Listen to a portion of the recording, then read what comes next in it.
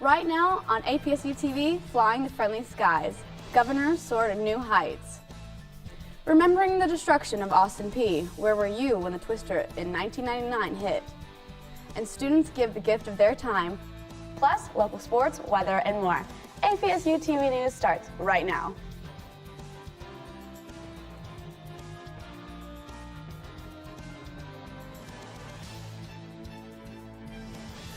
Good morning, I'm Karina. And I'm Zach Pugh. This week marks the 20th year anniversary of the damaging 1999 tornado outbreak. According to the National Weather Service, an F3 tornado struck Clarksville at 4:15 a.m., traveled through the downtown area and dissipated near St. Bethlehem. The tornado ripped apart a 5-block area of downtown Clarksville and tore up buildings at Austin Peay State University. 22 buildings were heavily damaged at Austin Peay, and damage totaled $17 million. It took the university almost a week to reopen the university. The Clarksville Customs House Museum and Cultural Center will have an exhibit from January 7th to April 28th for students and the community to learn more. This exhibit features artifacts and local stories. Cost to view the exhibit is $5 with your student ID. Investigators with the Montgomery County Sheriff's Office have arrested 2 individuals on numerous charges, including vehicle theft and evading arrest. On Wednesday at approximately 9:20 a.m., investigator Brian DeRose observed a vehicle weaving in and out of traffic, forcing a car to drive off the road to avoid a head-on collision. DeRose attempted to initiate a traffic stop, but the vehicle fled. With the help of the Clarksville Police Department, multiple spike strips were deployed.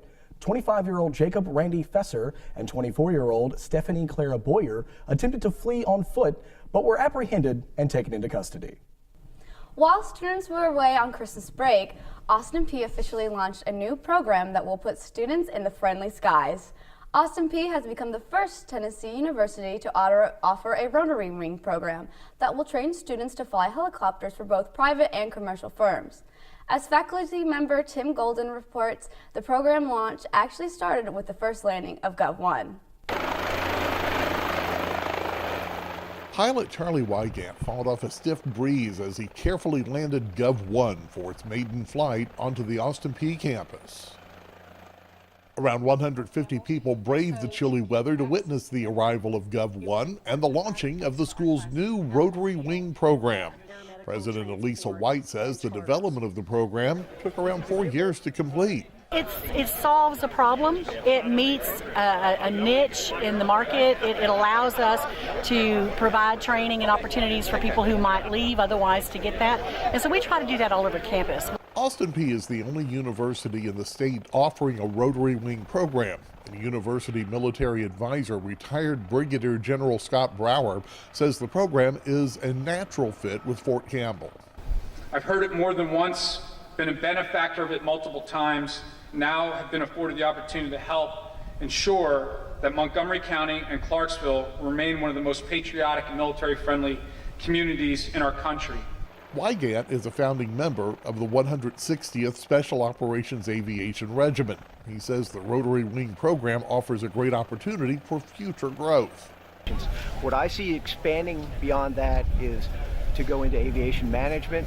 Also, this program would be a natural marriage for other programs if people wanted to do dual degrees. County Mayor Jimmy Duran agrees and says he sees a great opportunity for growth outside of the program as well. So I think it's not only going to grow as a program or as a degree here at Austin Peay, but it's also going to help our community grow in the aviation industry. The Rotary Wing program will have 3 helicopters to help train students. The program will be stationed at Clarksville's Outlaw Field. I'm Tim Golden reporting. The Rotary Wing program was expected to receive FFA approval before the start of the semester, but that has been delayed because of the partial government shutdown. Stay tuned for the latest update. Due to special elections announced last week by the Montgomery County Election Commission, 2 dates in the 2019 Clarksville-Montgomery County School System spring semester calendar will be changed to Teacher Professional Development Days with no students reporting. It has been the practice of CMCSS, as advised by the Department of Homeland Security, to not have students present in polling precincts on election days for safety reasons. 17 CMCSS schools are designated polling precincts. Governor Bill Haslam set 2 election dates for Dr. Mark Green's unexpired term in the state Senate, with a primary election on March 7th and the general election on April 23rd. A county commission has picked ex-Senator Rosalynn Karina of Clarksville to fill the Tennessee Senate opening left by new Republican Congressman Mark Green. According to the Leaf Chronicle, the Montgomery County Commission selected Karina out of 12 applicants for the seat on Monday. Karina said she won't run in the special election this spring to decide who will fill the remainder of Green's term through 2020. We'll be right back with more news and more sports and weather.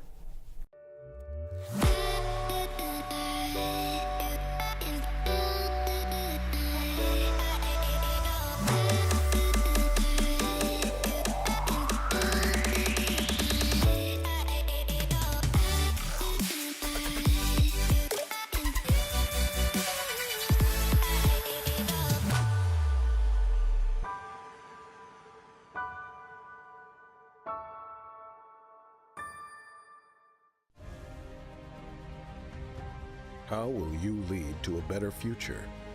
Will you lead through life-changing innovations, or will your leadership shine through the quality of your work? Success is defined by the individual. So it's time to think about the person you want to be and where you will learn to lead through excellence. It's time to become a governor at Austin Peay. 2 votes on 2 competing proposals in the U.S. Senate give Capitol Hill hope that lawmakers on both sides may get talking. A partial government shutdown is near the end of its 5th week, and 800,000 federal employees are about to miss another paycheck. CNN's Karina Kefu is in Washington with a look at what might happen next. The motion is not agreed to. The Senate taking its first vote since before Christmas to try to end the longest government shutdown in U.S. history. Both proposals, one backed by the president and Republicans, the other backed by Democrats, fell short. I would urge all of our colleagues now that we've had these 2 failed votes. We know we're right where we started when we got here today, that we work together to try to bridge our differences, to build consensus, and end this shutdown. On the House side, Speaker Nancy Pelosi batted down reports of behind-the-scenes negotiations of a counteroffer to the president. We are doing what we have been doing all along. We have been working on our congressional responsibility to write bills, appropriations bills, to keep government open. House Democrats plan their final votes of the week before the Senate votes, a move criticized by GOP counterparts. I'm requesting that we all, leadership, get in the room tomorrow and make a commitment to one another, that we stay in that room until we solve the problem. Meanwhile, a battle the president says is about national security is taking a toll on it, according to a letter signed by 5 former Homeland Security chiefs, including John Kelly, who served under President Trump, and Jay Johnson, who served under President Obama. From a security standpoint, we are letting our guard down. TSA screeners, FBI agents, Border Patrol agents, among those on the job without pay. In Washington, I'm Karen Kefa. Some apparent scammers are adding insult to injury after the disappearance of a young woman in Kentucky. Savannah Spurlock's mother says hoaxers have been trying to extort money since her daughter went missing. As CNN's Leah Searcy reports from Richmond, some scammers even claim that they are holding Savannah. It has been nearly 3 weeks since Ellen Spurlock has heard from Savannah. And if I hear any noise like outside, I'm like, oh my gosh, it could be her. Not a word since the 22-year-old was last seen on video leaving a Lexington bar with 2 men early Friday, January 4th. Savannah's mysterious disappearance shared all over social media. Her mother says many people have reached out to help, but not everyone. Somebody saying, I've got her in Tennessee. She's starving. She needs food. Send me an Amazon gift card to get her food. She showed us some of the Facebook messages demanding money for Savannah's return. One reads in part, so here is your last chance. Send us 6 Bitcoin to below address. Now be smart or never see her again. You have 12 hours. Another one states, 12 hours are up. You tried, you failed. Okay, so no more nice games. The message goes on to say if the family doesn't pay up, We will vanish, so will Spurlock and where she is. Just cruel, cruel things to say when we're going through this terrible time of worry. The family reports the messages to police, knowing most of the profiles are fake. Then Spurlock says there are those who criticize her for not being emotional enough in interviews. I have to hold on to that strength and hope that she is out there and we will find her, because if not, I wouldn't be able to get through the day. Covering the news in Madison County, Lee Searcy, LEX 18 News. Police said they identified and questioned the men who were last seen with Savannah before she disappeared, but they still haven't been able to find her. Coming up next, we take a look at local weather with Angela. Thanks, Zach. The winter season is definitely upon us, and it doesn't seem to be letting up in the upcoming week. As you guys know, we got some snow last week. Here's a picture that we got in from a former student, Macy Trauber, of her adorable baby boy in his first snow. Alberta clippers are currently spreading through the northernmost part of the United States, all the way down to Tennessee as the weekend progresses. While Alberta clippers are usually no harm for big winter storms, they can generalize in small areas with snow and high winds. Snow is in the forecast for places like St. Louis and Chicago as early as this afternoon. Tennessee will not be seriously threatened by rain, snow, or black ice until Monday night going into Tuesday.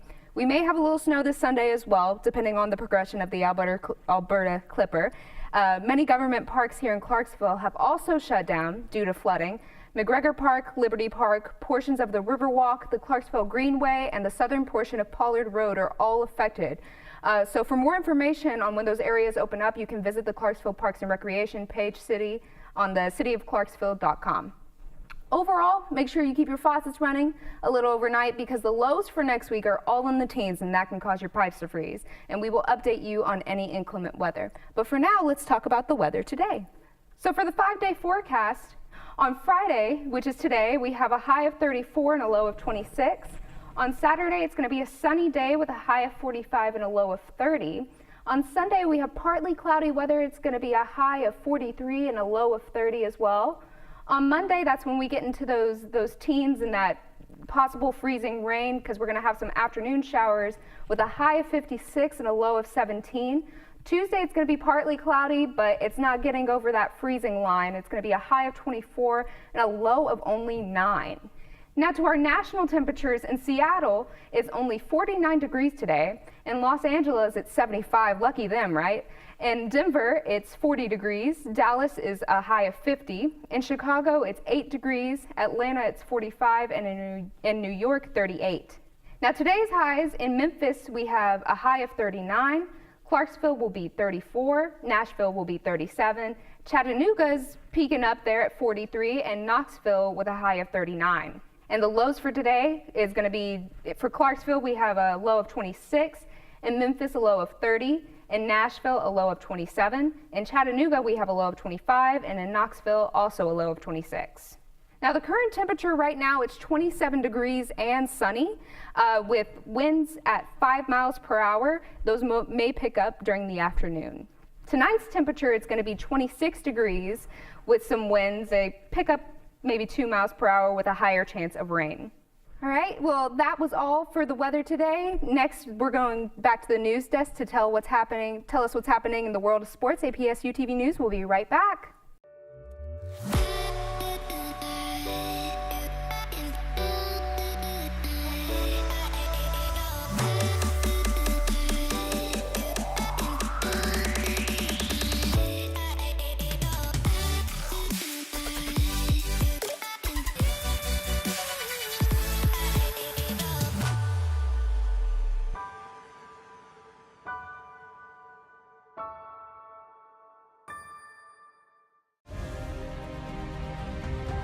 How will you lead to a better future?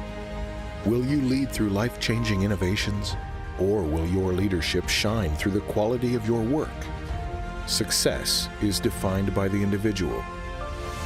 So it's time to think about the person you want to be and where you will learn to lead through excellence. It's time to become a governor at Austin Peay. This Sunday, January 27th, Austin Peay State University's Southeastern Grassland Initiative will host its inaugural Volunteer Day from 9 a.m. to 4 p.m. at Dunbar Cave State Park. SGI is working to restore 15 acres of Dunbar Park. The plot of land serves as a place of restoration, a place of biodiversity, and an outdoor classroom to many APSU students.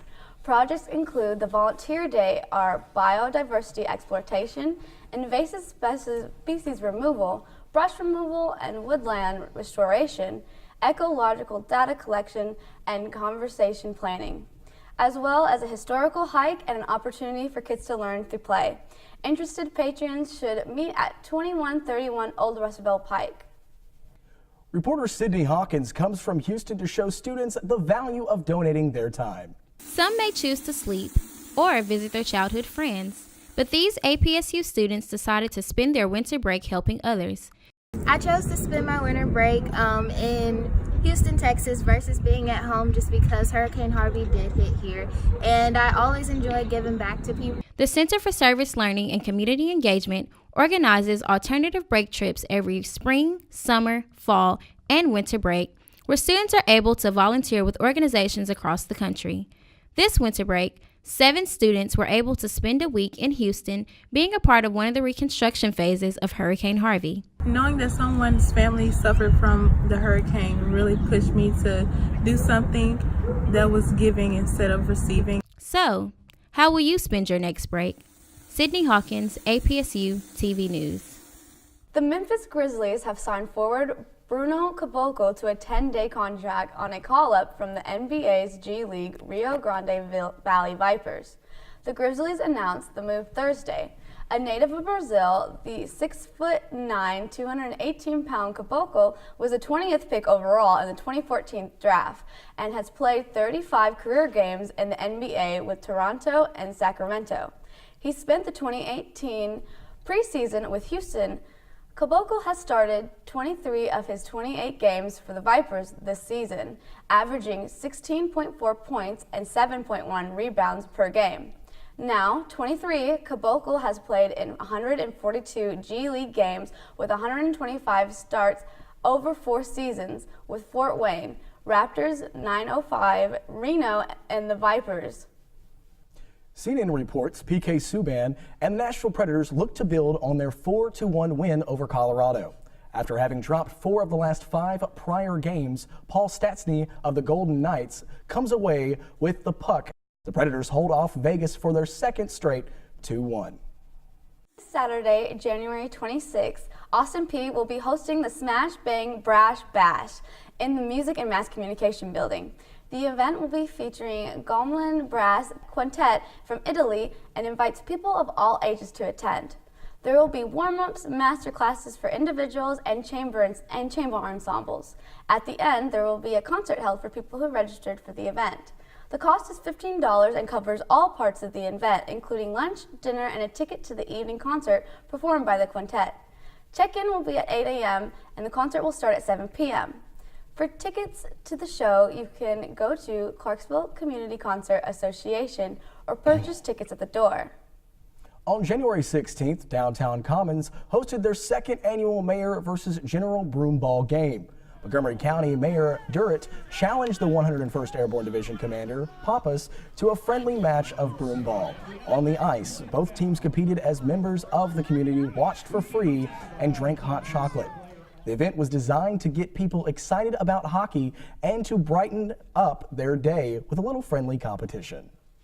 Oh, hey. Just sliding in here. I know, we missed you from over there. Yeah. So there's a play going on next week. I believe it's February 7th through the 9th. It's called In the Blood, and it is amazing. All the people who've been working on it have been working super hard. It's cheap for students to get in. So if you guys can go, I believe it's going to be held in the Traherne Theater. Okay. So, go. Are you going? Yeah, I'm going to try to, as long as I don't work. But yeah, it's like a story about like slavery. It touches like on really sensitive topics. And one of the actresses who I was talking to yesterday, she told me that they actually have somebody there who you can talk to if those subjects are too touchy for you. Wow, wow, that's yeah. nice. I love that. Way to go, Austin Peay. Yeah, I know. We're getting emotionally sensitive. I mean, honestly though, that is a pretty good topic to what a great play to talk about and to offer somebody to talk to you afterwards. That's very thoughtful of APSU. I'm appreciative. Of course, more information, I'm guessing, can be found on the website of Austin Peay. Yep, APSU Theater and Dance Department. Thank you. That's great. I'm pretty sure I'll be able to make it out today. Yeah, that sounds very interesting. Yeah. I just want to cry. No. It is a very sad topic. Also, don't forget we have basketball games coming up this week. Saturday we have a game as well, and with Belmont. And next week we have a couple of other games as well, and then some OVC games later on in the season as well. All right. Well, that's it for the news today. Yes, and you can follow us for the interaction at apsu.tv news on Facebook and Instagram. Yes. All right. And as always, let's go Peay.